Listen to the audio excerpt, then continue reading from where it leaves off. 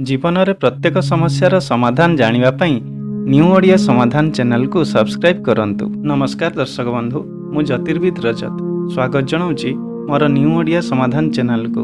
दर्शक बंधु, आसंतु आज जानिबा मिथुन राशि व्यक्ति विशेषक जीवन में प्रतिटी क्षेत्र में सफलता पाइबा पई 5टी महा उपाय।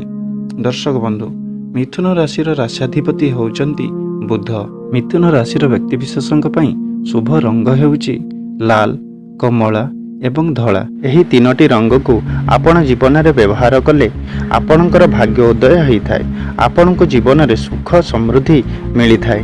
मिथुन राशि व्यक्ति विशेषक सूर्य एवं शुक्र एही दुईटी ग्रह हेउची अत्यंत मुख्य।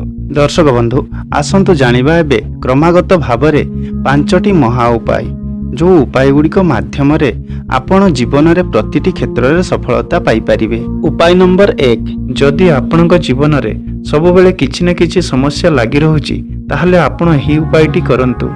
आपण प्रत्येक दिन पारा मानंकु किछि मुग खाइबाकू दियंतु। दर्शक बंधु, पूर्व दिन राति रे आपण किछि मुग को पानी रे भिजाई रखंतु एवं ता परदिन आपण सेही मुग को पारा मानंकु खाइबाकू दियंतु। दर्शक बंधु, एही उपायटी करिबा द्वारा आपणक जीवन में थिबा समस्त समस्या गुड़िक दूर होइजिबो एवं आपणक जीवन में आपणकर राश्याधिपति बुधंक आशीर्वादरु प्रत्येकटी कार्य में सफलता मिलिबो। दर्शक बंधु, आसंतु जानिबा परवर्ती उपायटी। उपाय नंबर 2। दर्शक बंधु, जदि आपणक जीवन में धनर समस्या सर्वदा लगी रहुची ताहले आपण एही उपायटी करंतु। आपण प्रत्येक शुक्रवार दिन अटार छोट छोट गली तैयारी करंतु एवं एही अटार गली को आपणक पाखापाखि थिबा पोखरी किंबा नदी रे माछ मानक उद्देश्य रे दान करी आसंतु। एही उपायटी करिवा द्वारा आपणक जीवन रे धन समस्या सबुदिन पई दूर होइजिबो। आपणक जीवन रे धनर आगमन हेबो। दर्शक बंधु, आसंतु जानिबा परवर्ती उपायटी। उपाय नंबर 3। दर्शक बंधु, आपण जदि बिजनेस रे सफलता चाहुचंती ताहले एही उपायटी करंतु। आपण चमड़ारे तैयारी होइतिबा वस्तु को जीवन में कम व्यवहार करंतु एवं कला कुकुर को प्रत्येक दिन मीठा बिस्कुट खाया पई दियंतु। एही उपायटी करिवा द्वारा आपणक बिजनेस रे आपणको सफलता मिलिथाय। दर्शक बंधु, आसंतु जानिबा परवर्ती उपायटी।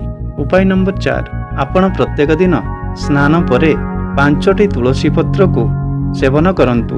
यह करिवा द्वारा आपणक जीवन में सुख, शांति, धन, संपत्ति सबुथिर वृद्धि होता है एवं आपण को प्रतिटी कार्य में सफलता मिलता है। दर्शक बंधु, आसंतु एबे जानिबा परवर्ती उपायटी।